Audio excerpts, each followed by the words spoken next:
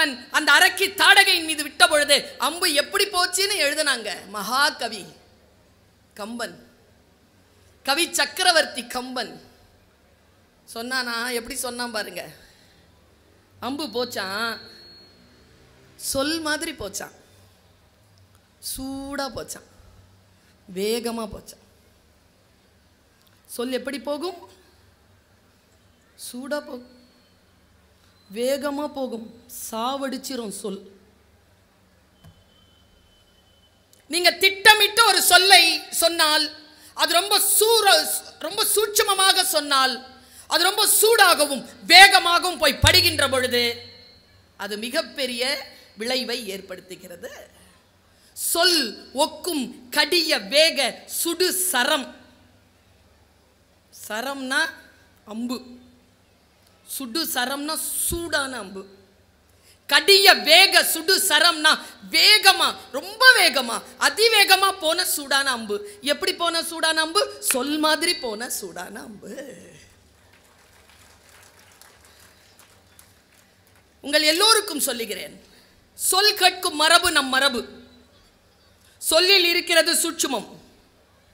எல்லா சொல்லும் பொருள் குறித்தனவே என்கின்ற சொல்லோடு நான் என் பேச்சை தொடங்கினேன். நான் ஒரு கொட்டேஷன் உங்களுக்கு கொடுக்கிறேன், இன்னைக்கு சொல் கொடுக்கிறேன். ஒரு சொல் தான்.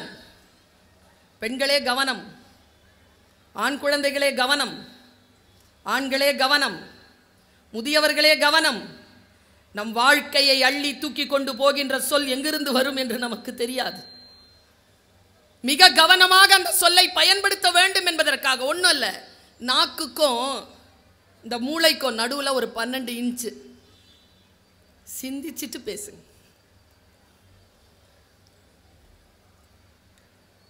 A slip between the cup and the lip. முடியாது. சொல்லாத சொல்லுக்கு விலை ஏதும் இல்லை, சொன்ன சொல்லுக்கு விலை உண்டு. சொல்லாத சொல்லுக்கு நீ அதிபதி, நீ சொல்லிவிட்ட சொல் உனக்கு அதிபதி என்பதனை புரிந்து கொள்ள வேண்டும் என்பதற்காக சொன்னேன். சொல் ஒக்கும் கடிய வேக சுடு சரம். நம் வாழ்க்கையில் நாம் மறந்துவிடவே முடியாத, நம் வாழ்க்கையை புரட்டி போடுகின்ற சொற்கள் என்னன்னு பட்டியல் போடுங்க. நான் ஏதோ ஒரு வாக்கில் ஏதோ ஒன்றை படித்துக் கொண்டிருக்கிறேன். ஓஷோவினுடைய புத்தகம் என்று நினைக்கிறேன், மறைந்திருக்கும் உண்மைகள் என்று அந்த புத்தகத்திற்கு பெயர். அதை படித்துக்கொண்டே இருக்கின்ற பொழுது சில பக்கங்கள் கடந்து விட்டு குரு பேசுகிறான். நல்லா தெரிஞ்சுக்கோங்க, இங்க புத்தக திருவிழாவுக்கு வந்திருக்கிறீர்கள். இந்த புத்தக திருவிழாவில் புத்தகம் நீங்கள் வாங்குவீர்கள். புத்தகம் வாங்குவது என்பது ஒரு டெக்னிக். பார்த்ததெல்லாம் வாங்கக்கூடாது. முதல் நாள் வரணும், சுற்றி பார்க்கணும். 2வது நாள் வீட்டுக்கு போய் யோசிக்கணும் எவ்வளவு பணம் வச்சுருக்கோன்னு. 3வது நாள் வரணும், மறுபடியும் சுற்றி பார்க்கணும். எல்லா கிட்டேருந்து ப்ராஸ்பெக்டர்ஸ் வாங்கிட்டு போய் உங்களுக்கு தெரிந்த சிந்தனையாளர்கள், ஆசிரியர்கள், பெரியவர்களிடத்தில் சொல்ல வேண்டும், எந்த புத்தகத்தை நான் வாங்கினால் சரியாக இருக்கும் என்ற ஆலோசனை கேட்டுவிட்டு புத்தகத்தை வாங்குவது என்பது ஒரு மரபாக வைத்துக் கொள்ளுங்கள். ஏன் தெரியுமா? நம்ம புக்கு நிறைய வாங்குறோம், வாசிப்பு பழக்கம் குறைஞ்சிக்கிட்டு இருக்கு. நான் புக்கு வாங்குறதில் காட்டுற பேரார்வத்தை வாசிப்பதில் யாரும் காட்டுவதில்லை. ஒரு புத்தகத்தை எடுத்து வாசித்து முடிக்கக்கூடியவர்கள் நம்மில் மிக குறைவு. புக்கை எடுத்துருவோம், ஆனால் வாசித்து முடிக்க மாட்டோம். யார் ஒருவர் புத்தகத்தை முழுமையாக வாசித்து முடிக்கிறீர்களோ, நான் ஒரு ரகசியத்தை சொல்லுகிறேன். உங்கள் வாழ்க்கையை புரட்டி போடுகின்ற ஒற்றை சொல் ஒருவேளை 800 பக்கத்திற்கான அந்த புத்தகத்தில் 400-500 பக்கங்கள் படித்துவிட்டு நீங்கள் வைத்து விட்டால் அடுத்த பக்கத்தில் அந்த சொல் உங்களுக்காக காத்திருக்கக்கூடும். அந்த ஒற்றை சொல்லை கண்டுபிடிப்பதற்காகத்தான் 500 பக்கம் படிக்கிறீர்கள். நான் தஞ்சாவூர் புத்தக கண்காட்சிக்கு போய் பேசுகின்ற பொழுது, இங்கே இப்படி நிறைய சாப்பாடு கடை இருக்கு. புத்தகம் வாங்கி களைத்து விடுவீர்கள் என்ன? வேணும், நமக்கு குழந்தைகளுக்கு வேண்டும் இல்லையா, பெண்களுக்கு வேண்டும், இளைஞர்களுக்கும் வேண்டும். அங்கே நிறைய வார்த்தைகளை எழுதி போட்டிருந்தாங்க. ஒரு 5 வருஷத்துக்கு முன்னால் என்னால் மறக்க முடியாத சொல், சூடாக வந்து தைச்ச சொல். நீ எந்த புத்தகத்தையும் காசு கொடுத்து வாங்க முடியாது. நீ வாங்குவதெல்லாம் காகித கூலியும் அச்சுக்கூலியும் தவிர எந்த சொல்லையும் உன்னால், எந்த சிந்தனையும் உன்னால், எந்த புத்தகத்தையும் உன்னால் காசு கொடுத்து வாங்கிவிட முடியாது. சிந்தனை எப்படி காசு கொடுத்து வாங்குவீர்கள்? 500 ரூபாயில் கிடைத்து விடுமா உங்களுக்கு? இப்ப நான் இங்கே வந்திருக்கிறேன், என் பேச்சிற்கு ஊதியம் உண்டா?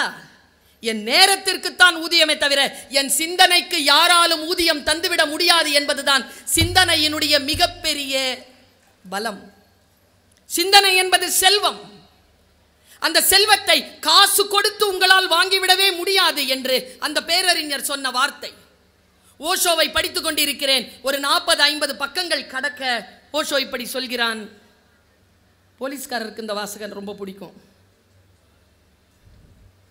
இதை சொல்லி தானே அவங்க மாள்றாங்க, ஆனால் புரிய மாட்டேங்குதே சார். நுண்ணறிவாளர்கள் சூழ்ச்சி செய்வதில்லை. என்ன? நுண்ணறிவாளர்கள் சூழ்ச்சி செய்வதில்லை. சூழ்ச்சி செய்ய நுண்ணறிவு தேவையில்லை. முட்டாள்களே சூழ்ச்சி செய்கிறார்கள். புத்திசாலித்தனமே போதுமானது. முட்டாள்கள் தான் சூழ்ச்சி செய்கிறார்கள். புத்திசாலிகள் ஒருபோதும் சூழ்ச்சி செய்வதே இல்லை. ஏனென்றால் நுண்ணறிவாளர்களுக்கு சூழ்ச்சி செய்ய வேண்டிய அவசியம் இல்லை என்று பேசுகிறான் ஓஷோ. வீட்டில் போய் மெதுவா யோசிச்சு பாருங்க. சொல் நமக்கு பல்வேறு விதமான ஏற்ற இறக்கங்களுடன் கூடிய வாழ்க்கையை தந்து விடுகிறது. ஆனால் என்ன பிரச்சனை தெரியுமா? சொல் புரிகின்ற பொழுதுதான் அதற்கான கிளைகள் பரவ ஆரம்பிக்கின்றன. அது புரியலன்னு வச்சுக்கோங்களேன், அப்படியே டம்மா நிற்கும். இந்த பாட்டு இருக்குல்ல, எப்படி அவன் அம்பு விட்டான் என்று சொல்லுகின்ற பொழுது அந்த பாட்டை நான் சொன்னேன்னு வச்சுக்கோங்களேன், இந்த பாடலை தெரிந்தவர்கள் அல்ல, அந்த பாடலின் மீது அறிமுகம் இல்லாதவர்கள் இந்த பாடலை புரிந்து கொண்டால் உங்கள் வாழ்க்கையில் ஒருவேளை இன்றிலிருந்து இந்த வினாடியிலிருந்து மாற்றம் நிகழலாம். ஏன் தெரியுமா? வெறும் சொல்தான். கருத்து ஏற்றினால் மந்திரம். வெறும் சோறுதான், கருத்து ஏற்றினால் பிரசாதம். வெறும் கயிறு தான், கருத்து ஏற்றினால் தாலி. கருத்து ஏற்றப்பட்ட சொல், கருத்து ஏற்றப்பட்ட சொல் மிக வேகமாக நம்மை வந்து சேர்கிறது. நான் என் அனுபவத்தில், என் வாழ்க்கையில் கருத்து ஏற்றப்பட்ட சொற்களினால் நிறைய பாதிப்படைந்திருக்கிறேன். நன்மையாகவும் சரி, தீமையாகவும் சரி. புரிகின்ற பொழுது வாழ்க்கையினுடைய விஸ்தாரம் புரிகிறது. பாருங்க, அம்பு எடுத்து ராமர் அம்பு விட்டுட்டார். அம்பு ரொம்ப சூடா வேகமா போயிடுச்சு. போய் அடுத்த வார்த்தை, சொல் ஒக்கும் கடிய வேக சுடு சரம் அல் ஒக்கும் நிறத்தினாள் மேல் விடுதலும். அல்லா அல்லும் பகலும், அல்லா இருட்டு. இருட்டா இருந்தாலும் அவன் மேல விட்டுட்டாரான். விட்டுட்டு சொல்றார், அல் ஒக்கும் நிறத்தினாள் மேல் விடுதலும் வைரக்குன்ற கல் ஒக்கும் நெஞ்சினில் தங்காது அப்புறம் கழன்று கல்லா புல்லோர்க்கு நல்லோர் சொன்ன பொருள் என போயிற்றன்றே. எப்படி போச்சான்? கல்லு மாதிரி இருந்துச்சான் அவன் மனசு, அவ இதயம். கல்லு மாதிரி இருக்கிற அந்த இதயத்துல அந்த அம்பு எப்படி போச்சான்? நல்ல படிச்சவங்க, ஒன்றும் புரியாத குற்ற வேலைகளை செய்யக்கூடிய, குற்றம் செய்யக்கூடிய மனநிலையில் இருக்கக்கூடிய, அறியாமையில் மிதந்து கொண்டிருக்கக்கூடியவர்களிடத்தில் நல்லவர்கள், சான்றோர்கள் சொல் சொன்னா அது எப்படி இந்த காதல நுழைஞ்சு இந்த காதல வெளில போயிடுதோ அப்படி இப்படி போயிட்டு அப்படி போயிருச்சான். கல்லா புல்லோர்க்கு நல்லோர் சொன்ன பொருள் என போயிற்றன்றே என்று சொன்னார். சொல்லாக வந்த அம்பு பொருள் என நிற்காமல் அப்புறம் கழன்று போனது என்று சொன்ன அந்த வாசகம் என் மனதில் ஆயிரக்கணக்கான அலைகளை ஏற்படுத்தியபடி இருக்கிறது. ஒன்றை எப்படி நாம் புரிந்து கொள்வது? ஒன்றும் இல்லை, சொல்லை பற்றி நீங்க குறளை எடுத்து பார்த்தால் நிறைய தெரியும். நான் இலக்கியம் பேசக்கூடியவள், இலக்கியத்தில் இருக்கும் அறம் பேசக்கூடியவள் நான். ஆனால் ரொம்ப ஆழமாக ஒரு விஷயத்தை சொல்லிட்டு போறேன். புத்தக கண்காட்சியில் சொல்லாமல் வேறு எங்கு சொல்வது? முஸ்லிம்களுக்கு குரான் வேதம், கிறிஸ்துவர்களுக்கு பைபிள் வேதம், இந்துக்களுக்கு இதிகாசங்கள், புராணங்கள் வேதம், தமிழர்களுக்கு திருக்குறள் தான் வேதம். நான் யோசிச்சு பார்க்கிறேன், இந்த குறளை நாம் சரியாக படித்திருக்கிறோமா? இந்த சிலபஸ்ல வச்சதுனாலேயே படிக்கலைங்க. நம்ம தமிழ் வாத்தியார் 100 மார்க் போட மாட்டாரா? 40 குறள் இருக்குமா? அதில் கொஸ்டின் பேப்பரில் 2 மார்க்குக்கு வருமா கடைசியா? எப்படியும் 98 வாங்கிட்டு போயிடலான்னு அந்த 2 மார்க்கு சாய்ஸில் விட்டு திருக்குறளை படிக்கல. நம்ம தேர்வுக்காக இல்லை, குறளை நம் வாழ்க்கைக்காக படிக்க வேண்டும். வாழ்க்கைக்கான சொல் மறைந்திருக்கிறது. அதில் போகிற போக்கில் ஒரு நாளைக்கு ஒரு குறள் படிச்சு பாருங்க. உங்கள் வாழ்க்கையை புரட்டி போடுகின்ற ஏதோ ஒரு ரகசியம் அதற்குள் மறைந்திருக்கலாம். என்ன? கொஞ்சம் லேட்ரல் திங்கிங், கொஞ்சம் அனலிட்டிக்கல் திங்கிங், கொஞ்சம் கிரிட்டிக்கல் திங்கிங் இருக்கணும். அப்போ புரியும் சொல். அப்படியே சொன்னா புரியாது, அப்படின்னு போயிட்டே இருக்கணும். கொஞ்சம் கிரிட்டிக்கல் திங்கிங்ல யோசிச்சு பாருங்களேன், கொஞ்சம் காட்சிப்படுத்தி யோசிச்சு பாருங்க. இன்னைக்கு இருக்கக்கூடிய கல்வி முறையில் மிகப்பெரிய பலவீனமாக நான் கருதுவது, நான் ஒரு ஆசிரியர், இணை பேராசிரியராக இது என்னுடைய 25வது வருடம். ஒரு டீச்சரா 2024ங்கிறது என்னுடைய வெள்ளி விழா. நான் இது வரைக்கும் 25 வருஷமா டீச்சரா இருக்கேன் சார். ஒரு மாணவி கூட என்னுடைய கிளாஸ்ல ஃபெயில் ஆனதில்லை. அதுதான் என்னுடைய பாஸ் மார்க். நான் வெற்றி பெற்ற இடம் அதுதான். அவ தயாராக தான் இருப்பா, நாங்கள் விடுறதில்லை, ஃபெயிலாக விடுறதில்லை. ஏன் தெரியுமா? எதையும் பிள்ளைகளுக்கு சொல்லி தந்து விட முடியாது. படிப்பது எப்படி என்று தான் சொல்லி தர முடியும். I cannot teach everything. I can inspire to study. படிப்பதற்கு அவர்களை நான் உற்சாகப்படுத்த முடியும். அதற்கு நான் முன்னுதாரணமாக நிற்க முடியும். ஆசிரியர்கள் இதைத்தான் செய்ய முடியும். காலையில் கூட நான் சொன்னேன், ஆசிரியர்களுடைய கால்களில் விழுந்து நான் ஒரு கோரிக்கையை வைக்கிறேன். இங்கே ஆசிரியர்கள் இருப்பீர்கள், இல்லை என்றாலும் என் பேச்சு போய் சேரக்கூடிய இடத்தில் பார்த்து கொண்டிருப்பீர்கள். தயவு செய்து உங்கள் வகுப்பில் வரும் மாணவர்களுக்கு உங்கள் அறிவை கொடுத்து விடாதீர்கள். அவர்கள் உங்கள் அறிவை பெறுவதற்காக உங்கள் வகுப்பிற்கு வரவில்லை, தங்கள் அறிவை அறிமுகம் செய்து கொள்வதற்காக உங்கள் வகுப்பிற்கு வருகிறார்கள். அந்த பணியை யார் செய்கிறார்களோ அவர்கள் தான் சிறந்த ஆசிரியர்களாக இருக்க முடியும். அந்த சொல் உன்னிடத்தில் இருக்கிறதா? நான் சொல்றேன் பாருங்க. சொல் 10 பாட்டு இருக்கு குறள்ல. அதுல ஒரு பாட்டு என்ன தூங்கவே விடா, எப்போ நினைச்சாலும் தூங்க விட மாட்டா எனக்கு அந்த பாட்டு. நான் சொன்ன உடனே திருப்பி சொல்வீங்க நீங்க, தீயினால் ஆறாதே. அப்படின்னா என்ன அர்த்தம்?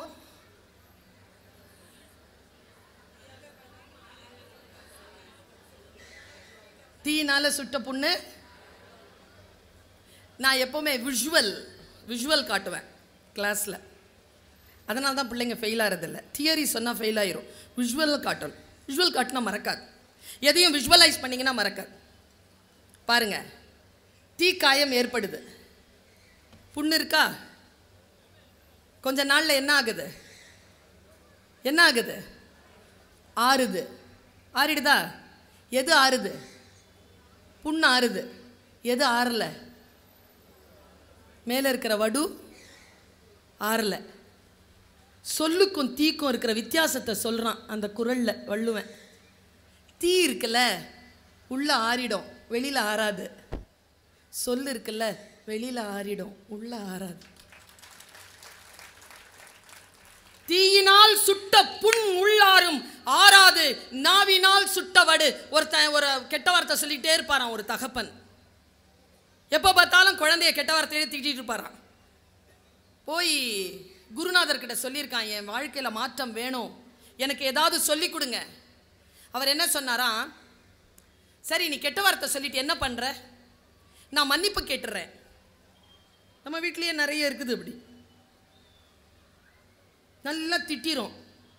அப்போ அப்பா அடிச்சிட்டேனா, அப்பா திட்டேனா. நான் அடிக்கிற ஆட்களை என்ன பண்ணுறதுன்னு தெரியலைங்க எனக்கு. எப்படி அடிக்கிறீங்க பிள்ளையில?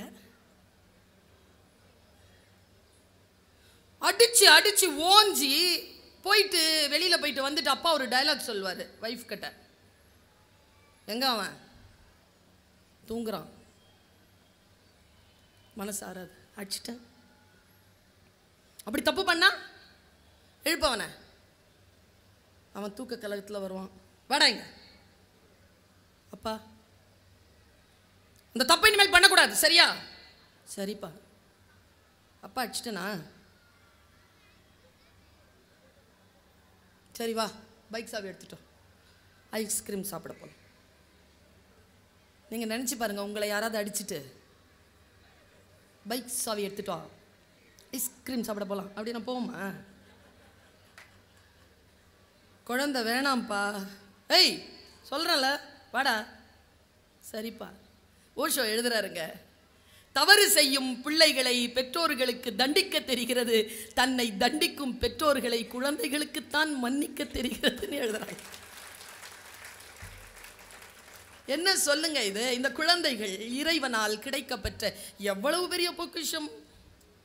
கெட்ட வார்த்தையில திட்டிடுறேன், என்ன பண்றதுன்னு தெரியல, என் நிலையில இருக்க மாட்டேங்கிறேன். உடனே குருநாதர் சொன்னாராம், ஒரு அட்டை எடுத்துக்க, எல்லாத்துலேயும் ஆணி அடிச்சிரு, ஆணி அடிச்சு அடுத்த நாள் எல்லா ஆணியையும் எடுத்துட்டு வானார். சரி, ஆணி ஒவ்வொரு கெட்ட வார்த்தை சொல்லும் போது ஒரு ஆணி, அடுத்த நாள் எல்லா ஆணியையும் எடுத்துட்டு போனானா, அந்த அட்டையை கொண்டு வானாராம் குரு. ஆணி அடிச்ச, ஆணி எடுத்துட்ட, ஆனால் ஆணியால் அடிக்கப்பட்ட காயம் இருக்குல்ல, அந்த அட்டையில் அப்படியே இருக்குங்க. சொல்லை சொல்லுகின்ற பொழுது மிக மிக கவனமாக கணவன் மனைவியிடத்திலும், மனைவி கணவனிடத்திலும், குழந்தைகளிடத்தில் பெற்றோரும், பெற்றோர் குழந்தைகளிடத்திலும், ஆசிரியர்கள் குழந்தைகளிடத்திலும், மேடை பேச்சாளர்கள் பொதுமக்களிடத்திலும் மிக மிக கவனமான சொல்லை சொல்ல வேண்டும். இல்லை என்றால் தீயினால் சுட்ட புண் உள் ஆறும் ஆறாது, நாவினால் சுட்ட வடு. கவனம், கவனத்தோடு நாம் இருக்க வேண்டும் என்கின்ற நிலையில் நான் ஒரு விஷயத்தை சொல்றேன். இந்த பெண்கள் நிறைய இருக்கிறீங்க, மதுரைனால பெண்கள் தானே, பவர்ஃபுல் லேடிஸ். சைலண்டாக கை தட்டுதுங்க பாருங்க, ஏன் தெரியுமா? கூட்டிட்டு வந்திருக்கிற ஒரு பக்கத்தில் உட்கார்ந்துருப்பார். Being a woman is happiness. பெண்ணாக இருப்பது மகிழ்ச்சிக்குரிய ஒன்று. ஆனால் நான் ஒரு விஷயத்தை சொல்றேன், பெண்கள் மனதையும் புத்தியையும், முக்கியமா சொல்றேன், பெண்களுக்குன்னே சொல்றேன், மனதையும் புத்தியையும் ரொம்ப ஷார்ப்பா வச்சிருங்க. சொல்லில் மயங்காதீர்கள். ஹேய் நீ ரொம்ப அழகா இருக்க, அப்படி தேங்க்யூ, போயிட்டே இரு. போக முடியுதா? சிக்கிக்கொள்கிறோமே, அந்த சிக்கிக்கொள்ளுகின்ற வார்த்தைகளை தானே போடுகிறார்கள். அந்த வார்த்தைகளில் இருந்து வெளியில் வர முடியவில்லையே, சொல்தானே சிக்க வைக்கிறது. எனக்கு தெரிந்துங்க, 26 வயசுல ஒரு 8 வயது குழந்தையை வைத்துக்கொண்டு ஒரு பெண், கணவனால் கைவிடப்பட்ட ஒரு பெண், 10 வருடம் கழிச்சு நீதிமன்ற வாசல்ல நிக்கிறா. என்ன ஒருத்தன் ஏமாத்திட்டான். 10 வருஷம் கழிச்சு யார்மா புருஷனான்னு கேட்டா இல்லை, வேற யாரோ. புருஷன் போனதுக்கு அப்புறமா வேற யாரோ ஒருத்தங்க ஏமாத்திருக்காங்க, 30 லட்சம் ரூபாய் வரைக்கும் ஏமாத்திருக்காங்க. அவ நீதிமன்றத்தில் நிக்கிறா. நீதிபதி, பெண் நீதிபதி கேட்கிறாங்க, சரிம்மா 27 வயசுங்கிறது நல்ல அறிவான வயசு தானே, 10 வருஷம் ஏமாறலாமா ஒருத்தங்க? தொடர்ந்து அவன் தாலி கட்டினானா? இல்லை. காசு எல்லாம் வாங்கிட்டான், சரி. என்னத்துக்காக அவனோட வாழ்ந்த? அவன் சொல்ல நான் இப்ப சொன்னேன்னு வச்சுக்கோங்களேன், கேட்கறதுக்கு அது சாதாரண சொல்லா இருக்கு. ஆனால் அந்த வினாடியில் அந்த பெண் அதை கடந்து வந்தாள்ல, அந்த கடந்து வருகின்ற பொழுது அவள் என்ன சொல்லை அதை எதிர்பார்த்தாள், அந்த சொல் அங்கிருந்து வந்துருச்சு. தோற்றாள். என்ன சொல்னா, சாப்பிட்டியா? அங்க சாப்பிட்டியான்னு சொன்னதுக்கா 10 வருஷம் 30 லட்சம்? டூ மச்ல. ஆனால் அந்த பெண் இழந்திருக்கிறாள். எந்த இடத்தில் ஒரு பெண்ணினுடைய மனம் கீழே, உன் பாதம் பட்ட இடத்தில் நான் சாதம் போட்டு சாப்பிடுவேன், அப்புறம் வாட் நெக்ஸ்ட்? டேய், போய் சொந்தமாக உழைச்சி ஒரு அலுமினிய தட்டு வாங்கி அதில் சோறு போட்டு தின்ற நிலையில் வந்ததுக்கு அப்புறமா பேசு. ஒரு பறவை கூட பெண் பறவையை கூட வேண்டும் என்றால் ஆண் பறவை கூடு கட்டிவிட்டு தான் பெண் பறவையிடம் வரும். இந்த சமூகத்திற்கு நாம் சொல்லித் தரணுமா இல்லையா? பெண்களை சுரண்டக்கூடாது என்று சொல்லித் தரணுமா இல்லையா? தலைமுறை எவ்வளவு முக்கியமானது. நான் ஒரு சொல்றேன் உங்களுக்கு இன்னைக்கு. நம் தலைமுறை ஏன் காக்கப்பட வேண்டும் என்பதற்காக சொல்லுகிறேன். ஒரு பெரிய தலைமுறை இங்க நிக்குது இல்ல. நம்ம எல்லாருமே இந்த புத்தக திருவிழா, நான், நீங்கள், இந்த காவல்துறை அதிகாரி எல்லாம் யாருக்காக தெரியுமா? நம் தலைமுறைக்காகத்தான். அந்த தலைமுறை காக்கப்பட வேண்டும் என்பதற்காகத்தான் எல்லாம். மண் விடுதலை கூட தலைமுறையின் விடுதலைக்காகத்தான். மண் விடுதலை தலைமுறையின் விடுதலைக்காகத்தான். பெண் விடுதலை தலைமுறையை காவு கொடுத்துவிட்டு எந்த விடுதலையும் எந்த சமூகத்திற்கும் அவசியம் கிடையாது என்பதனை புரிந்து கொண்ட தமிழ் மரபு சார்ந்த பெண் நான். தலைமுறையை எப்படி காப்பாத்துறது பாருங்க. சமீபத்தில் ஒரு கேப்ஷனோட ஒரு 30 செகண்டுங்க ஒரு ரீல் பார்த்தேன். 30 செகண்ட். என் வாழ்க்கையில் நான் அந்த மாதிரி ஒரு விஷயத்தை, ஒரு பரவசத்தை நான் அனுபவிச்சதே கிடையாதுங்க. இயற்கையின் மீது ஆர்வம் கொண்ட பெண் நான். பாரதியினுடைய இந்த பாட்டு கேட்கும் போதெல்லாம் மனசெல்லாம் நடுங்கிறோம். எப்பவுமே காக்கை குருவி எங்கள் ஜாதி, நீள் கடலும் மலையும் எங்கள் கூட்டம், நோக்கும் திசையெல்லாம் நாமன்றி வேறு இல்லை, நோக்க நோக்க களியாட்டம். என்ன வார்த்தை அது? கொஞ்சம் யோசிச்சு பாருங்க. நீள் கடலும் மலையும் எங்கள் கூட்டம், நோக்கும் திசையெல்லாம் நாம் அன்றி வேறு இல்லை. தமிழ் மரபு. நான் ஒரு ரீல்ஸ் பார்க்குறேன் 30 செகண்ட். ஒரு தேர்ந்த யாரோ ஒரு சுற்றுச்சூழல் நேசிக்கின்ற ஒரு மனிதன், ஒரு ஆறு ஓடிட்டு இருக்கு. அந்த ஆறுல கடந்து போறான். ஒரு சின்ன பாறை, அந்த பாறையில் உட்காந்துட்டான். அவனை இன்னொருத்தன் கேமரா பிடிச்சிட்டு இருக்கான். இந்த நாடு இல்லை, வெளிநாடு. பிடிச்சிட்டு இருக்கான். அந்த பாறையில் உட்காந்து 30 செகண்ட்ஸ் ரீலுங்க. எத்தனையோ விஷயங்கள், சொல்ல முடியாத விஷயங்கள் அந்த 30 செகண்ட்ல அவன் சொல்லிட்டாங்க. நான் இளைஞர்களையும் பெண்களையும் ஆண்களையும் பார்த்து கேட்கிறேன், உங்கள் கையில் ஒரு ஆயுதம் இருந்தால் அந்த ஆயுதத்தை எப்படி பயன்படுத்துவது என்பதற்கு இந்த ரீல்ஸ் நான் சொல்றேன். இன்னைக்கு தனி மனிதர்கள் கிட்ட வந்துருச்சு இல்ல சோசியல் மீடியா. நாம் எவ்வளவு பொறுப்புடன் இருக்க வேண்டும் என்பதற்காக நான் இதை சொல்கிறேன். அந்த பாறையில் அவன் உட்கார்றாங்க. அவனுடைய பேக் பேக் எடுத்து, அந்த பேக் பேக்லேருந்து நிறைய ஏதோ ஒன்று எடுத்தான் பாருங்க. அவ்வளவும் இலை. அந்த இலையை அவன் பின்னுறாங்க. பின்னி ஒரு போர்வையாக போத்திக்கிட்டு நடுவில் ஒரு கேமரா வச்சுட்டு அப்படி உட்கார்றான். அவன் கேமரா நேராக ஒரு மரம் இருக்குது, தண்ணி நிலம் இருக்குது, அங்கே போகுது. அதை வெளியிலேருந்து ஒருத்தன் ஃபோட்டோ பிடிச்சிட்டு இருக்கான், கேமரா பிடிச்சிட்டு இருக்கான். ஒன்றும் இல்லை. என்ன காட்சி தெரியுமா சார்? ஒரு பறவை, பெரிய பறவை, எங்கிருந்தோ பறந்து வந்து அந்த மரத்தில் உட்காந்துருச்சு. மறுபடியும் பறக்குது, தண்ணி கிட்ட வருது, மறுபடியும் திரும்பி போகுது, மறுபடியும் வருது, மறுபடியும் 3-4 வாட்டி வருது போகுது. எவ்வளோ நேரத்துக்கு அவன் இருக்கிறான்னு தெரியல. அங்கே 3-4 வாட்டி நமக்கு காட்டுறான். வந்துட்டு அடுத்த கடைசியாக வந்து என்ன பண்ணுச்சு, அந்த தண்ணியில் அப்படி முங்கி வாயிலேருந்து ஒன்று எடுத்துச்சு பாருங்க. இவ்வளோ பெரிய மீன் நேராக எடுத்துகிட்டு போய் கிளையில் உட்காந்து வாயிலிருந்து காலுக்கு கவிர்ச்சிங்க. காலில் அந்த மீன் துடிக்குது, அந்த வால் துடிக்குது. அந்த கண் இப்படி தானே இருக்கும் அதுக்கு, இந்த ஓரக்கண்ணில் அதை பார்க்குது. காலை ஏதோ இப்படி பண்ணுது, இப்படி பார்க்குது, மறுபடியும் கொத்த போகுது, மறுபடியும் இப்படி பார்க்குது. மறுபடியும் என்ன பண்ணுச்சு, வாயில் அதை எடுத்துருச்சு. எடுத்துட்டு நேராக பறந்து வந்து அதே இடத்துல போட்டுருச்சு. இவ்வளோதான் காட்சி. அந்த ஆளில் அந்த கேமரா வச்சுருந்த ஆள் அதை அப்படியே கொண்டு போய் தண்ணிக்குள்ளே இறக்குறான். அந்த மீன் உள்ளே போச்சா, உள்ளே போய் இப்படி நீந்தி வந்து தான் நடுவில் தடுமாறிச்சா, தடுமாறிட்டு அப்படியே நீந்து வந்த மீன் ஒரு 10 செகண்ட் இருக்கும். அந்த ஃபில்ம் 10 செகண்டில் இருக்கும். அதனுடைய பின்பகுதியிலிருந்து வெறும் முட்டைகளாக வெளியில் வருது. பறவை நம்மக்கிட்ட என்ன தெரியுமா சொல்லிச்சு, நான் மீன்களைத்தான் பசிக்கு சாப்பிடுவேனே தவிர ஒருபோதும் தலைமுறையை தின்பதில்லை என்று நமக்கு அந்த பறவை சொல்லித் தருகிறது. தலைமுறையை தின்ன முடியாதுங்க.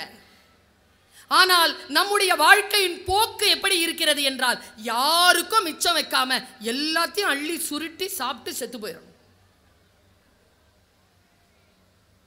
வேலூர்ல ஒரு பக்கத்துல ஒரு ஒரு வயதான அம்மா வயக்காட்டுக்கு போகுது. ஆடு மாடு மேய்க்கிற அம்மா போயிட்டு, நான் வந்து அந்த இடத்துல ஏதோ ஒரு காரியமா நிலம் பார்க்கறதுக்கு போறேன். இந்த முந்தி இருக்குல்ல, அந்த முந்தியில ஏதோ பொறுக்கி போட்டுக்கிட்டே இருக்குது.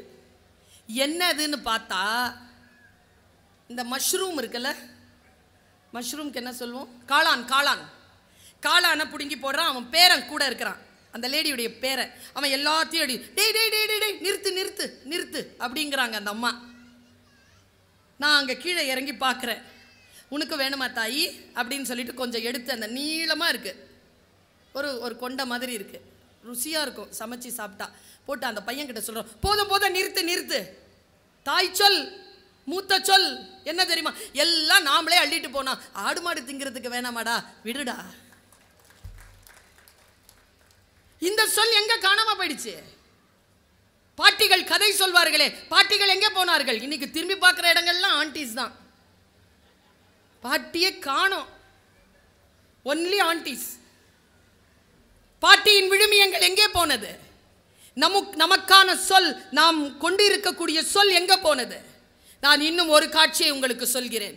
என் வாழ்க்கையில் நான் மறுபடியும் பெற்றுவிடவே முடியாத அந்த வாழ்க்கை பயணத்தின் மிக முக்கியமான ஒரு கடவுச்சொல், பாஸ்போர்ட்னு சொல்லுவோம்ல, என்னை கடத்து நான் சொல்லிட்டு போகிறேன். ரொம்ப சூடான சொல் தான், ஆனால் நீங்கள் புரிஞ்சுக்குவீங்கிற நம்பிக்கை எனக்கு இருக்கு. ஏன் தெரியுமா? இந்த பொதுக்கூட்டம் சாதாரண கூட்டம் அல்ல, படிப்பிற்காக வந்த கூட்டம், புத்தகத்தை நாடி வந்த கூட்டம், கல்வி அறிவை தேடி வந்த கூட்டம், அடிப்படையிலேயே இருக்கிற கூட்டம். அதனால் சொல்கிறேன்.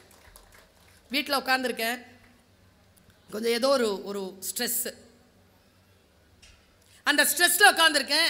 என்னுடைய அறைக்கதவை தட்டனா என் பையன், 23 வயசு முடிஞ்சு 24, LLM படிக்கிறான், மாஸ்டர் லா படிக்கிறான், கார்ப்பரேட் லா, ஃபஸ்ட் இயர். இப்போ தட்டி உள்ளே வந்து சொன்னான், அம்மா ஒரு 2 நிமிஷம் பேசலாமா? சொல்லுப்பா. டயர்டாக இருக்கீங்களா? இல்லைப்பா கொஞ்சம் இதுவாக இருக்குது, படிச்சிட்ருக்கேன். சரி படம் பார்க்கலாமா? இல்லைப்பா இப்போ இல்லை, நாளைக்கு பார்க்கலாம். சரி நான் ஒரு படம் சொல்கிறேன், அந்த படத்தை நீங்கள் பார்ப்பீங்களா? எப்படிப்பா? இல்லை OTTயில் இருக்குது பாருங்க, கவனமாக கேளுங்க இதை. சரிப்பா பார்க்குறேன். ரொம்ப கடுமையாகத்தான் நான் என் குழந்தையிடம் பேசுவேன், அன்பாகவும் பேசுவேன், கடுமையாகவும் பேசுவேன். நீங்கள் அதை பாருங்கம்மா, எனக்கு தெரிஞ்சு உங்களுக்கு பிடிக்கும்னு நினைக்கிறேன் அப்படின்ட்டு நான் சொன்னேன். இன்றைக்கி வேணாம்ப்பா நாளைக்கு வானேன். அவன் காலேஜ் போயிட்டு அடுத்த நாள் வந்தான். அவன் serious, he is very serious. அந்த படம் நான் பார்க்கணுங்கிறதுல சீரியஸாக இருக்கான், இல்லைனா அடுத்த நாள் வந்திருக்க மாட்டான். அவன் வந்து அந்த படத்தை எனக்கு பார்க்க சொல்கிறான். அவனே அந்த என்னுடைய ஐபேடை திறந்து அவனே அதை ஓப்பன் பண்ணி கொடுத்தான். இங்கே எத்தனை பேர் அந்த படம் பார்த்தீங்கன்னு தெரியல, காட்ஸில்லா -1. யாராவது பார்த்துருக்கீங்களா?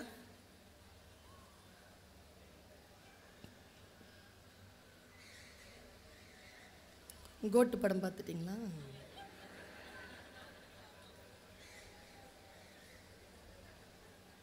அந்த படம் ஆஸ்கார் மூவி. பார்த்தீங்களா சார்? ஒருத்தர் இருக்கார், நன்றி சார். ஏன்னா யாருமே பார்க்கலன்னு வச்சுக்கோங்களேன், சொல்லிடுவாங்க அந்த அம்மா இல்லாத படத்தை ஒரு பற்றி பேசிட்டு போயிடுச்சு. இந்த சாட்சிக்காக தான் கேட்டேன், 4-5 பேர் பார்த்துட்டிங்களா? இந்த ஒருத்தர் பார்த்துருக்கிறாரு. இன்றைக்கும் நீங்கள் போய் பார்க்கலாம், இருக்குது, இன்றைக்கும் OTTயில் இருக்குது, காட்ஸில்லா -1. நான் அந்த படத்தை 6:15 மணிக்கு பார்க்க தொடங்கினேங்க. ராத்திரி 8:45 அப்படி முடியுது அந்த படம். நான் எப்படி சொல்கிறது உங்களுக்கு? நான் வாழ்க்கையில் பெற்றுக்கொண்ட ஆக முக்கியமான ஒரு எழுச்சியான ஒரு சொல்லை நான் அங்கிருந்து எடுக்கிறேன், அதை நான் கடத்திட்டு போகிறேன். எனக்கு தெரியாத நான் எப்படி புரிஞ்சுக்கிட்டனோ, வல்ல இறைவனின் பெரும் கருணையினால் அந்த புரிதலை என் சொற்களின் மூலமாக இறைவன் தந்துவிட வேண்டும் என்ற பிரார்த்தனையோடு நான் இதை சொல்கிறேன். சரியா? படம் பார்க்குறேன், எனக்கு துக்கமாக இருக்குங்க. அந்த படம் என்னன்னு தெரியல, பார்த்ததுலேருந்து கடைசி வரைக்கும் ஈரல் கொலை வந்து இங்கே அடைச்சிக்கிட்டு இருக்கு. ஒரு துக்கிச்சு இருக்கிறேன் நான். அந்த படம் முழுக்க எனக்கு துக்கத்தை தான் கொடுக்குது. அது ஒரு ஜப்பானிய படம், ஆஸ்கர் விருது பெற்ற படம். ஆனால் நான் ஹிந்தியில் பார்த்தேன் அந்த படத்தை, அது ஜப்பானிய மொழியில் இருக்குது. அந்த படத்தில் வந்து அந்த ஹீரோ ஒரு 25 வயசு பையன், அவன் சைலண்ட்டாக இருக்கிறாங்க. ஆனால் சைலண்ட்டாக இருக்கிறது சுவிட்ச் ஆஃப் பண்ணி, ஆடியோ சுவிட்ச் ஆஃப் பண்ணி பார்த்தா அவன் சிரிக்கிற மாதிரி இருக்குது. ஆடியோ போட்டு பார்த்தா அது துக்கமாக இருக்கிறான் அவன்.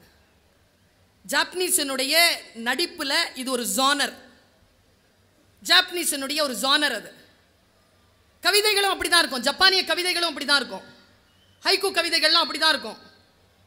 நீங்கள் ஹைக்கூ கவிதையெல்லாம் புரிஞ்சிக்கிறதுக்கு அந்த அந்த மனம் இல்லை என்றால், அந்த லக்ஸுரி மனம் இல்லை என்றால் அந்த கவிதைகளை புரிஞ்சிக்க முடியாது.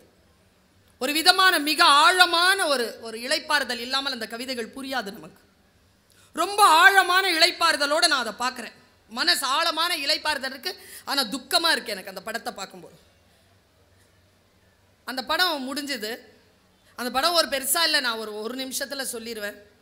கடல்ல இருந்து ஒரு பிராணி வருதுங்க, காட்ஸில்லா. அது வந்து பெரிய ஒரு டைனோசர் மாதிரி இருக்குது. அது எல்லாரையும் அழிக்குது. நாட்டுப்பற்று இல்லாமல், நாட்டின் மீது அக்கறை இல்லாமல் போரிலே தோற்ற வீரனாக இருக்கிறான் அவன். தான் செய்த பிழைக்காக தன்னையே நொந்து கொண்டிருக்கிறான் அந்த ஹீரோ. அவன் வந்து ஒரு பிளேன் ஓட்டுறவன். அந்த காட்ஸில்லாவை அழிக்கவே முடியாதுங்க.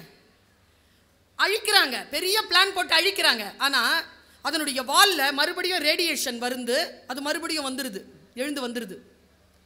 அவன் என்ன பண்ணுறான், கடைசியாக அந்த காட்ஸில்லா வாய் அப்படி திறக்கும்போது பிளேனை கொண்டு வந்து அதனுடைய வாயில் அப்படியே செலுத்திட்டு தன்னுடைய ஒரு பேராஷூட்டில் கீழே இறங்கிறான். அவனுடைய லவ்வர் வந்து அந்த காட்ஸில்லாவினுடைய அட்டாக்ல காயப்பட்டு காணாமல் போயிருப்பான். அவன் அந்த காட்ஸில்லாவை சாவடிச்சுட்டு நேராக வீட்டுக்கு வருவான். வீட்டில் இருந்து நேராக ஹாஸ்பிட்டலுக்கு சொல்லுவாங்க. அவனுக்கு ஒரு கொரியர் வந்திருக்கும். அதை பார்த்துட்டு ஹாஸ்பிட்டல் போனால் அவனுடைய லவர் அங்கே இருப்பான். படம் முடியுதுங்க. ஓரத்துலைங்க இந்த பக்கம் ஒரு சின்ன காட்ஸில்லா மாதிரி ஒரு சின்ன டேட்டூ வச்சு முடிச்சிட்டான் படத்தை. நான் விக்கிச்சு போய் எப்படியே நிற்கிறேன். எப்படி தான் தெரிஞ்சுதோ என் பையனுக்கு கதவை தட்டுறான். அம்மா படம் பார்த்துட்டிங்களா? பார்த்துட்டேன். சின்ன ஸ்டூலை எடுத்து முன்னால் உட்கார வச்சுட்டு அவன் என்கிட்ட சொன்ன வார்த்தையை அப்படியே சொல்கிறேன். தடுமாறி கீழே விழுந்தான்னு வச்சுக்கோங்களேன் அவன் சின்ன வயசில். நான் சொன்னேன், டேய் கதவை மூடும்போது இடிக்காமல் மூடுடா, போகும்போது கரெக்டாக மூடிட்டு போடா, ஃபிசிக்ஸ் கரெக்டாக படித்தேன்னு வச்சுக்கோயேன் இப்படிலாம் நடக்காதுன்னு சொல்வேன் நான். அவன் அதை வச்சே எனக்கு கிண்டல் பண்ணுவான். ஏறினா இறங்கினா உட்காந்தா சாப்பிட்டா தட்டு கீழே விழுந்தா ஃபிசிக்ஸ் தெரியலன்னு சொல்வல. இப்போ சொல்லு, காட்ஸில்லா யாரு? அவன் கேட்குறாங்க கேள்வி. என்னடா கேட்குறேன்னு, காட்ஸில்லா யாருமா? அவனை பாருங்களேன், டீச்சர் நான், கேள்வி கேட்டு பழக்கம் எனக்கு.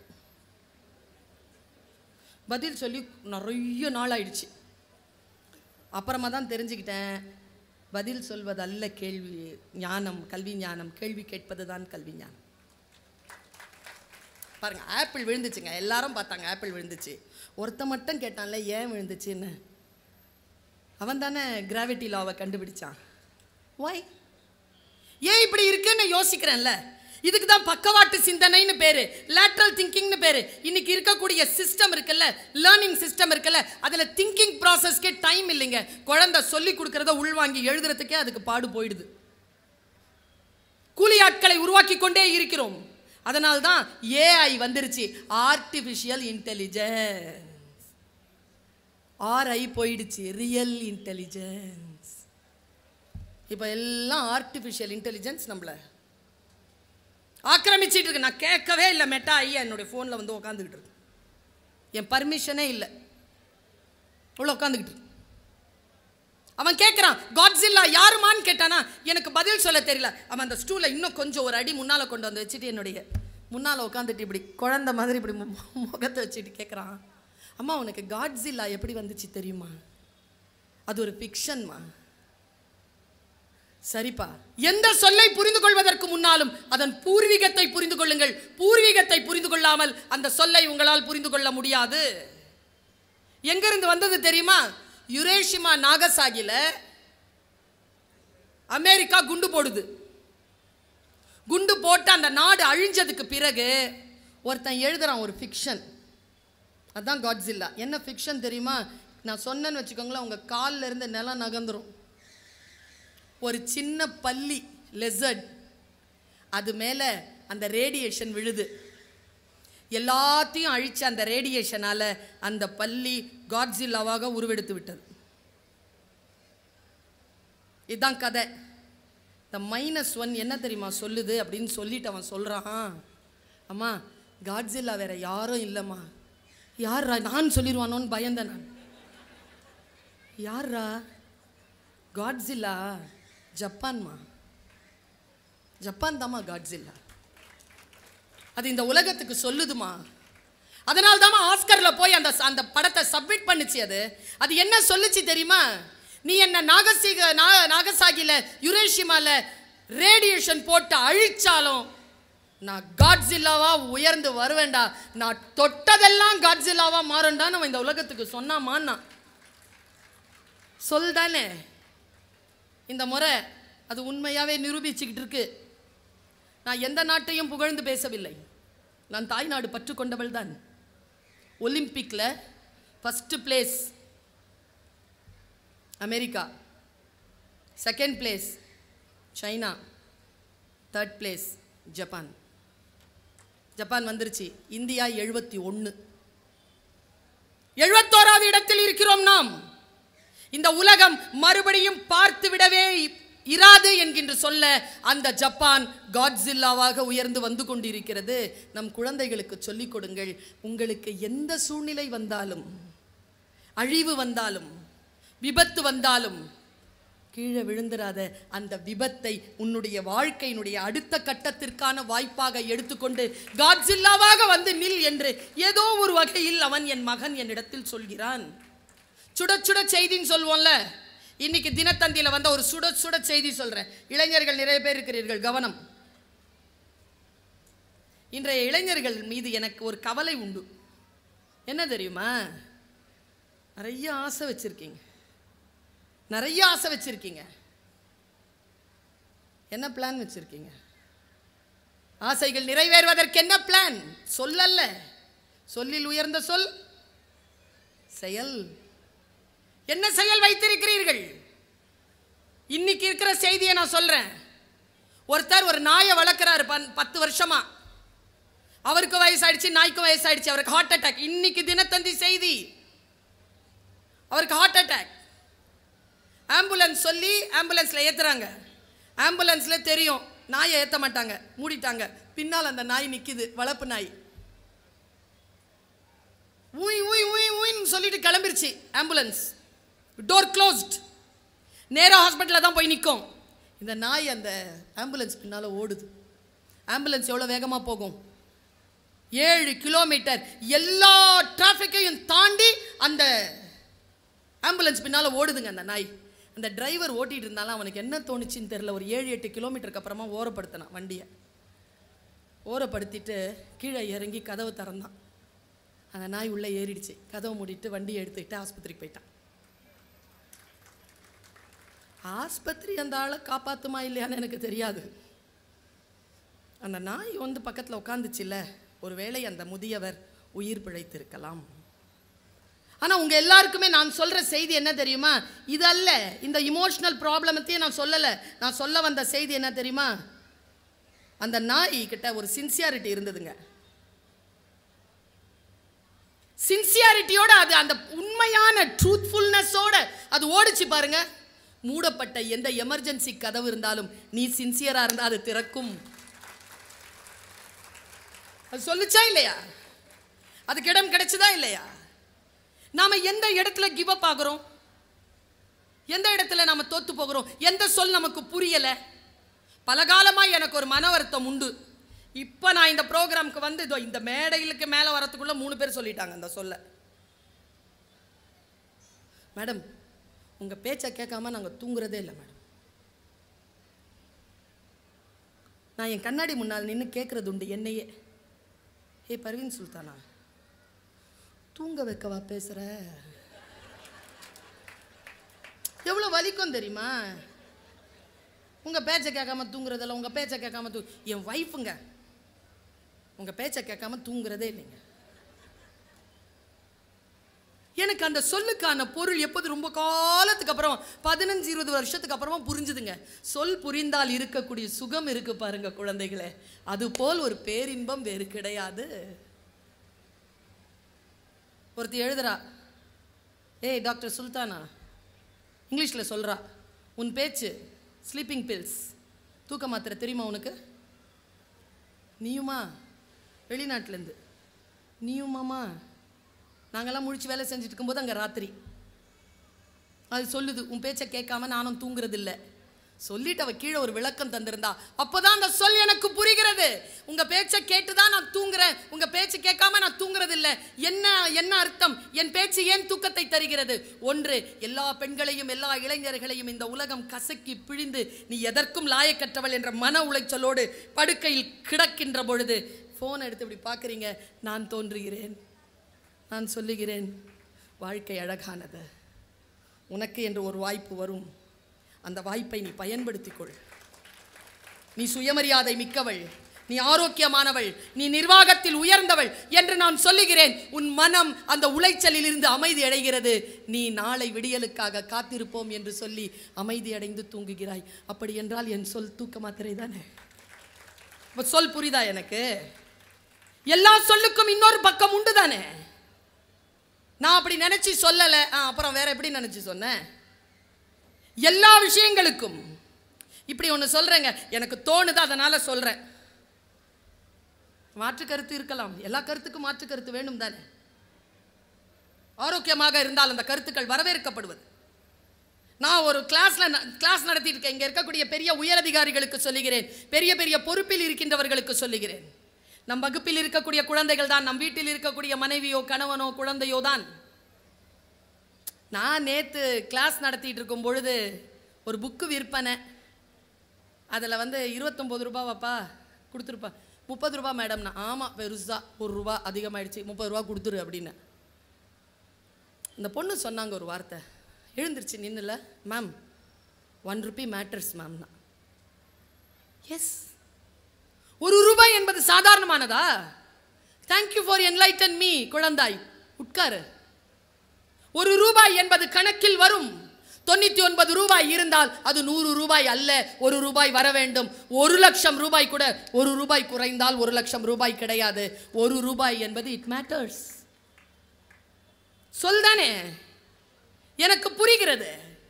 புரிந்து கொள்வதற்காக என்னுடைய ஈகோவை கழற்றி வைத்துக்கொண்டு thank you my dear, thank you for enlightening me என்று சொல்லக்கூடிய ஆசிரியம் என்னிடத்தில் இருப்பதனால் என் குழந்தைகள் ஃபெயில் ஆவதில்லை. அங்க காட்டுவதல்ல என் புத்தியை. நுட்பமா அந்த விஷயத்தை நான் சொல்லிட்டு போறேன். நான் ஒரு பாட்டு கேட்டுட்டு இருந்தேங்க, பழைய பாட்டு தான். ஐம் சாரி, இந்த சின்ன பசங்களுக்கு தெரியாது அந்த பாட்டு. நீ வேணா நான் போய் யூடியூப்ல போட்டு பார்த்துக்கோ. நான் கனெக்ட் பண்ணுறேன். இங்கே இருக்கக்கூடிய 35-40 வயதில் இருக்கிறவங்களுக்கு இந்த பாட்டு புரியும். முத்துராமன் நிற்பார் அந்த படத்தில், தேவிகா மேடம் தான் ஹீரோயின். ஒரு சித்தார் வச்சுட்டு ஒரு பாட்டு வரும். என்ன பாட்டு? என்ன பாட்டுங்க? சத்தமாக சொல்லுங்க. சொன்னது நீதானா? எங்கள் வீட்டில் வயசான ஒரு அம்மா இருந்தாங்க. அவங்க சொன்னாங்க, ஏய் இங்கே வா, இந்த பாட்டு கேளு. நான் பாட்டு நான் கேட்ட பாட்டு தான். அதில் ஒரு சரணம் வரும் தெரியுமாங்க, ஒரு கொடியில் ஒரு முறைதான் மலரும் மலரல்லவா, ஒரு மனதில் ஒரு முறைதான் வளரும் உறவல்லவா. சொல்லிட்டு சொல்கிறாங்க, நெஞ்சில் ஒரு ஆலயம் தானே அந்த படம். அந்த படத்தில் அந்த பொண்ணு ஏற்கனவே இன்னொருத்தனை விரும்பி இருப்பா. தமிழ் பெண்கள் எதையே யாரையேனும் காதலித்தால் அவர்களை கணவனாகத்தான் நினைத்து காதலிப்பார்களே தவிர மற்றவாறாக காதலிக்கின்ற மரபு தமிழ் பெண்களுக்கு இல்லை. அவள் வாழ்க்கையில் வேறு ஒருத்தரை திருமணம் செய்து கொள்ளக்கூடிய கட்டாயம் வந்தது. அந்த பாட்டு அந்த பெண்ணுக்கு பொருந்தாது. ஆனால் அந்த படத்தை பார்த்தா அந்த பொண்ணுனுடைய பேர் வச்சிருப்பாரு டைரக்டர், சூப்பர் பேர் வச்சிருப்பாரு, சீதான்னு. கண்ணதாசன் எழுதிய பாட்டு. என் மனம் லேட்ரல் திங்கிங்ல போகுது, பக்கவாட்டு யோசனையில் போகுது, ஒரு அனலிட்டிக்கல் திங்கிங்ல போகுது. ஓகே, இது நெஞ்சில் ஓர் ஆலயம் திரைப்படத்திற்காக அந்த கதாநாயகிக்கு எழுதிய பாட்டல்ல. இது கம்ப ராமாயணத்தில் சீதைக்காக எழுதிய பாட்டு. எப்போ ராமன் சொன்னான்ல, நெருப்புல இறங்குன்னு சொன்னானா, சொல்லும்போது கம்பராமாயணத்தை படிச்சு பாருங்க. கெட்ட வார்த்தைகள் நிறைய இருக்கு சீதைக்கு எதிராக ராமன் சொன்னது. ஊந்திரம் உவந்து இருந்தனை ஒழுக்கம் பாழ்பட மாண்டிலை, நீ செத்து போ, நீ ஒழுக்கம் இல்லாம வாழ்ந்துட்டன்னு திட்டுறான் ராமன் ராமாயணத்துல. அந்த பெண் ஒண்ணுமே சொல்லலைங்க. கம்பருடைய சீதா எதுவுமே சொல்லல. லக்ஷ்மணனை பார்த்து நெருப்பு வையினா, அவன் கண்ணில் குறான், அவன் சொல்றான் நெருப்பு வைப்பான்னு. உள்ள இறங்கிட்டான், நெருப்பு அணைஞ்சிருச்சு. நான் இப்போ போடுறேன் அந்த ஒழுக்கம் இங்க இருக்கக்கூடிய எல்லா கணவன்மார்களுக்கும் சொல்லுகிறேன், சீதை என்பவள் ஏதோ ராமாயணத்தில் வருபவள் அல்ல, உங்கள் வீட்டில் இருப்பவளும் அவள்தான். நானும் என் தாயும் அவள்தான். ஐயா வீட்டில் இருப்பவர்களும் அவர்கள்தான். கண்ணகியோ சீதையோ வெளியில இல்லை, நம்ம வீட்டில் இருக்காங்க. கெட்ட வார்த்தை சொன்ன அந்த கணவனை பார்த்து எத்தனை காலமாகவோ ராமனையும் சீதையும் வாசித்த கண்ணதாசன் எழுதிய பாட்டுதான் என்னையா சொன்னாய், சொன்னது நீதானா, சொல் ராமா சொல், என் உயிரே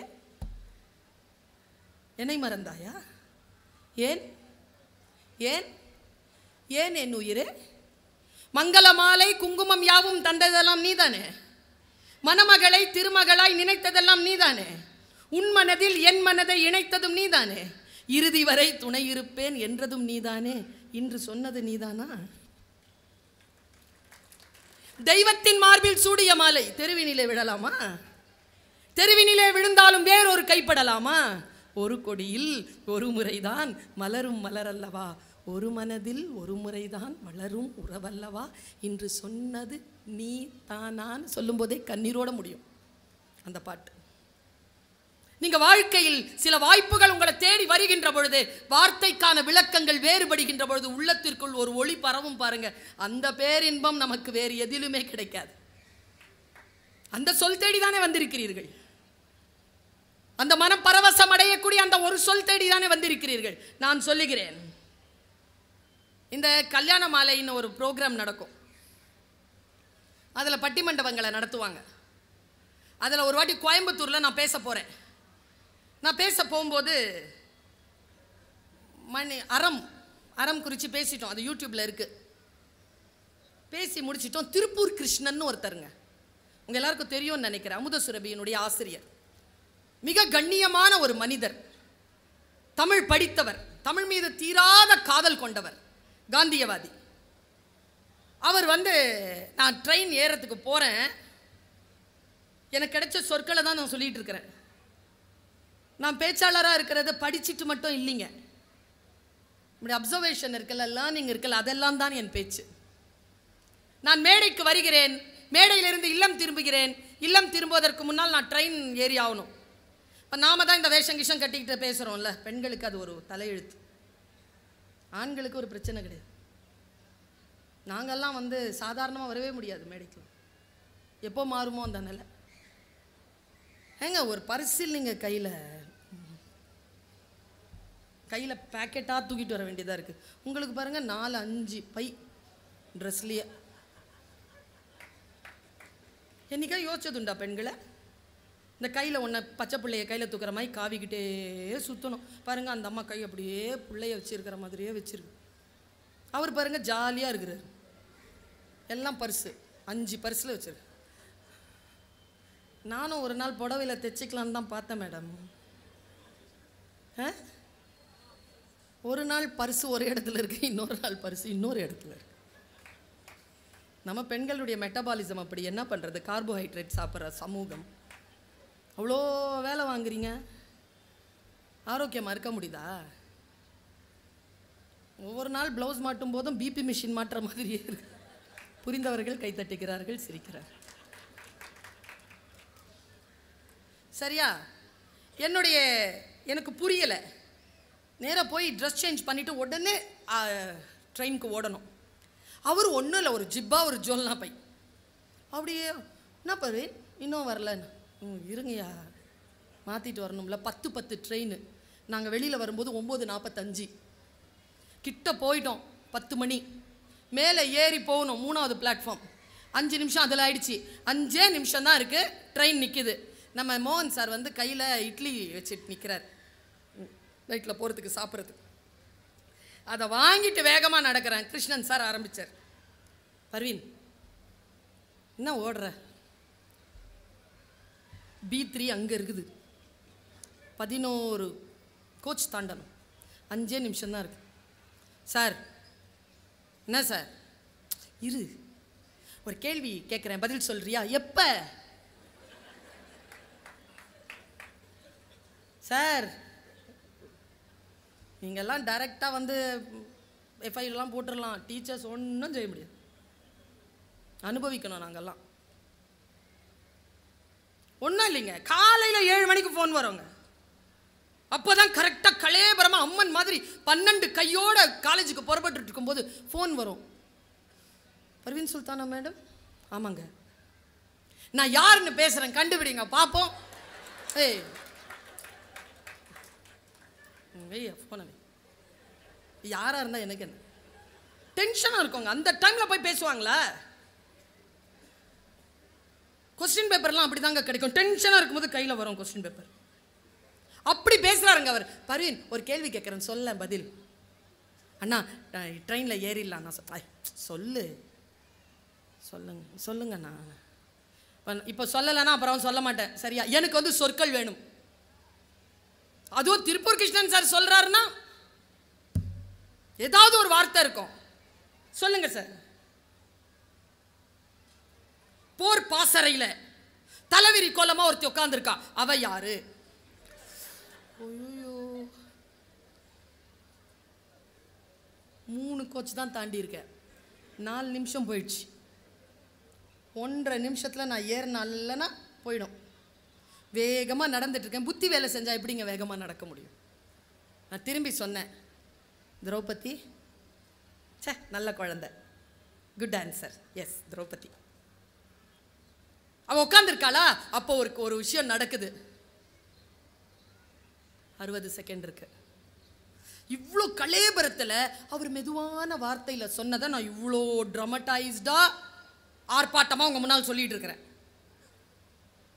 எனக்கு லேர்னிங் நடந்த இடம் அது. எப்படி அர்ஜுனனுக்கு பகவத்கீதை போர்க்களத்தில் கிடைத்ததோ அப்படி இந்த மாதிரியான நெருக்கடியான சூழ்நிலையில் தான் நமக்கு ஞானமான வார்த்தைகள் கிடைக்கணும்ன்றது லிபி. அவன் கலங்குறான். அவன் கலங்கி கொண்டே என்னிடத்தில், உனக்கு தெரியுமா என்ன நடந்ததுன்னு? சொல்லுங்க. நான் அப்படியே நடந்து போய்கிட்டே இருக்கோம். சொல்ல சொல்ல சொல்ல சொல்ல நடந்து போயிட்டுக்கோம். கோச்சில் ஏறிட்டோம். பாதி சொல்லி முடிச்சிட்டார். மீதி RAC அன்னைக்கு அவர் அங்கே உட்காந்துருக்காரு, நான் இங்கே உட்காந்துருக்கேன். மீதி RACயில் உட்காந்துக்கிட்டு TTR வந்தவர்கிட்ட கூட ரிக்வெஸ்ட் பண்ண முடியாமல் அவரை அனுப்பிட்டு உட்காந்துக்கிட்டே ராத்திரியெல்லாம் பயணம் பண்ணேன். ஏன்? இந்த சொல்லை தவற விடக்கூடாது. அவருக்கோ ஏதோ ஒரு நிலை, இந்த வார்த்தையை பர்வீனிடத்தில் சொல்லிவிட வேண்டும் என்று. அவருக்கு தெரியும் குரு வாங்கி கொண்ட வார்த்தையை எங்கே நானும் சொல்லுவேன் என்று. அதனால தான் சொல்லி இருக்கிறார். இந்த தகவல் உங்களுக்கு பிடிச்சிருந்தா லைக் பண்ணுங்க, உங்க ஃப்ரெண்ட்ஸுக்கு ஷேர் பண்ணுங்க, மறக்காம எங்க சேனலுக்கு சப்ஸ்கிரைப் பண்ணுங்க.